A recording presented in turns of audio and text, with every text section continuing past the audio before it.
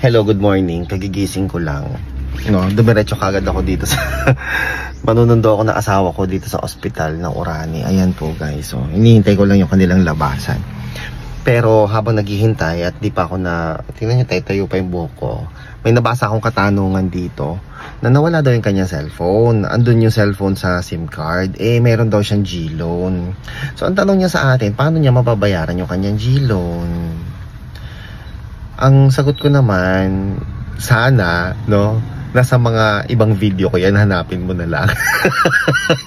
Kasi nasagot ko na yan dati. Kaya lang, baka magalit ka. Sabi mo, wala namang kwentang vlogger to. Kaya sasagutin ko na lang din po ulit. Ano po?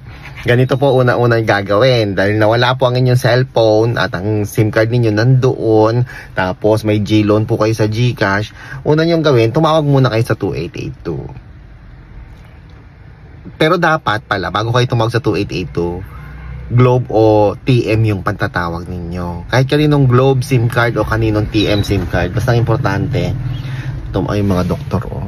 Lalakad na si Doc. Hello, Doc. Basta importante, matawagan nyo yung 2882. Bakit tatawagan nyo 2882? Kasi para ma-report nyo na nawala yung inyong SIM card, no? Nawala ang inyong cellphone, i-report nyo po muna. Kapag na-report nyo na po, makakausap nyo doon yung operator, no? Yung customer service representative.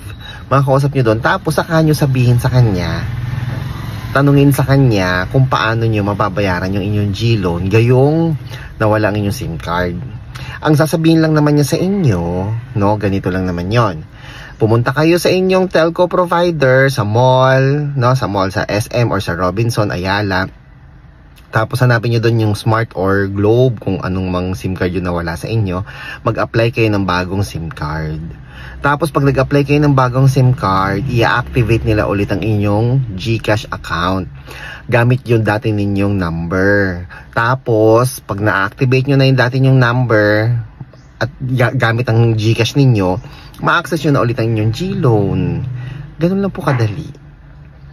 Depende na po sa bilis ninyo kumilos. Depende na po sa inyong bilis kumilos. Kung may time kayo pumunta sa mall para mapalitan na yung SIM card ninyo, go! Tapos, mabilis lang yung pagpapalit ng SIM card. Basta may dala kayong mga valid ID ninyo.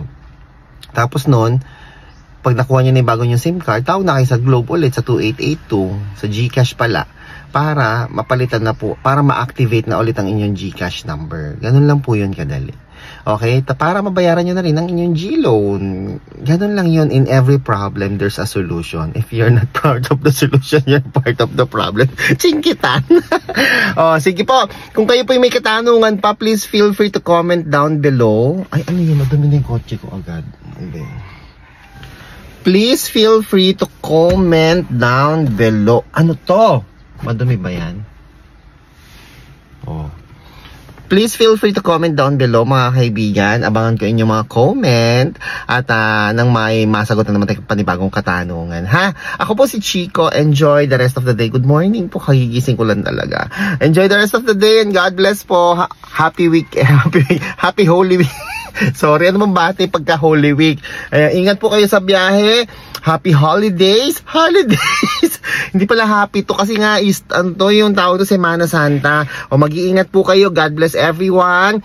Huwag kalimutan na alalahanin natin ng Diyos sa kanyang pagbuwis ng kanyang buhay, no, para sa ating kaligtasan lahat. Okay? Ako po si Chico. Bye-bye po.